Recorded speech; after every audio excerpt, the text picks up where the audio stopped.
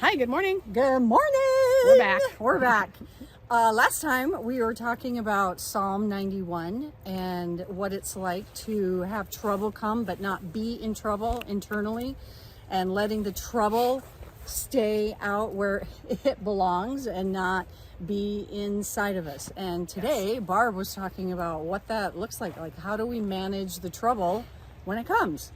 So the conversation kind of led to talking about how to deal with, one of the things we were dealing with was when other people are going through difficult times and they come to us and want to share their difficulties with us, right? How do we manage that? And that's realistic. I mean, we walk in relationship. Yeah, so of course. We want to carry each other's burdens, but sometimes what people really want us to do is take the burdens so that they can walk away from them. I know. Yeah. I hate it when that happens. Yeah. Or to justify why they're struggling so much. Like, I'm in so much pain and I need you to tell me that I'm right to be in so much pain and I should stay in this pain. It's like almost this victim mentality is what we're talking about. Yeah. And so I was saying that one of the strategies I have developed over the years is, I shouldn't even say, well, I guess it's a strategy, but it's really something that I've learned, that if I enter in too deeply into somebody else's pain, I can feel somebody's pain. There's times when really all they need is for you to sit with them. Yeah, right? and But hold the space with them. And I hold get the that. space with them. That's appropriate.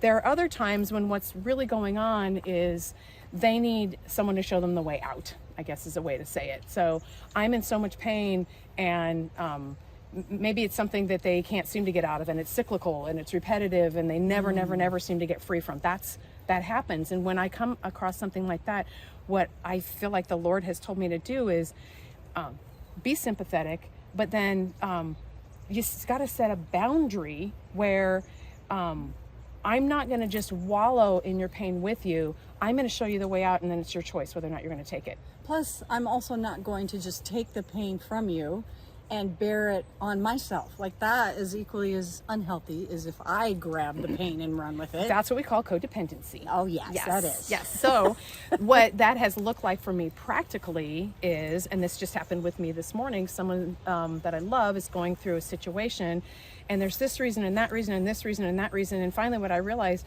what's actually happening here is there's a massive attack happening on this family, and me trying to sort through and help you figure out what caused it, not helpful, because at the end of the day, there's demonic interference in relationship that can only be solved one way, and that's through prayer.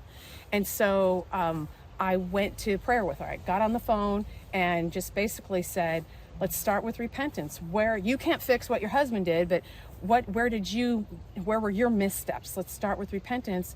And then because she repented, then we have the authority to go in and tell those demons, get your hands off, get out. You can bind up the other spirits. You can't, kick every spirit out that other people are in agreement with, right? But you bind them up and tell them to stop messing with your marriage. And so it's a way of shifting the whole thing. And as we were praying together, it shifts the atmosphere. Wow. It shifts the atmosphere for the other person, and it also keeps me from walking away like, oh, I'm just I'm so covered burdened, in, and I got slimed, and now Yes. I'm holding their burden, and they seem to be fine now. Yeah, exactly. I've got it. Or not fine, just pleased that it's somebody else is in the muck with them. Yeah. Right. See, I think that's the dwelling thing. I think when we realize what's going on and then jump under his covering and sit at the table with him and do business with him face to face with God, like asking him, how can I pray for this? How are we lifting this? What are you doing in this situation? All of that. Yeah. We join what he's doing instead of working against what he's doing. Yeah. Dwelling. That's dwelling. Instead I love that. Instead of dwelling with the enemy.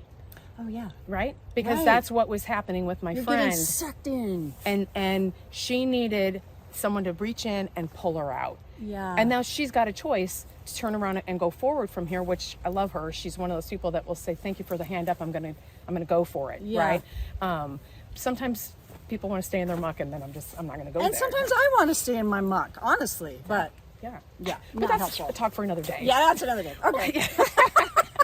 So that's it. Thanks for joining us. That's Bye. it. Bye.